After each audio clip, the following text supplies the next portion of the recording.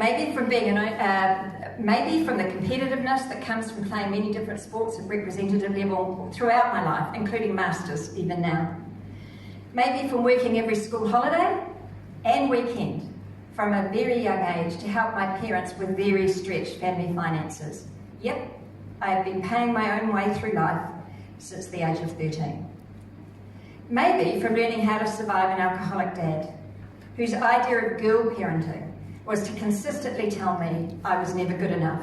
I was never good enough at sports, even though I won numerous matches and repped in all sorts of sports. I was never smart enough, even though I aced all of my school exams through childhood. Now you can imagine working and living in a very small home with 4 very large brothers, while also working part-time, playing top-level sport and coping with dad's drinking, made an extremely difficult environment in which to study. So I was extremely happy and excited when I rang Dad one day to tell him I'd received an A bursary. If you're not old enough, it's a kind of a scholarship for university. His only words to me were, just as well. Now, at that time, I was captain of the school's top hockey team. I played in a top club side. I represented at both. I was captain of the school debating team, was the Auckland champion 100-metre sprinter, not today. Was the school table tennis champion, also represented at that. I was awarded Best All-Round Athlete at the Athletics Club, was in the school choir and ran Best All-Round Pupil in my final high school year, as well as getting that A bursary.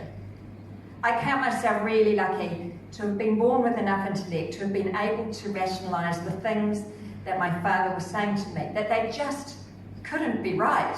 I wasn't too dumb. I wasn't too useless.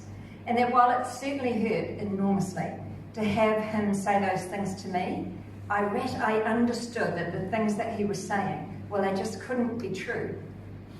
And given that my father's words didn't completely destroy my self-belief as a child, then no one else's were ever going to either.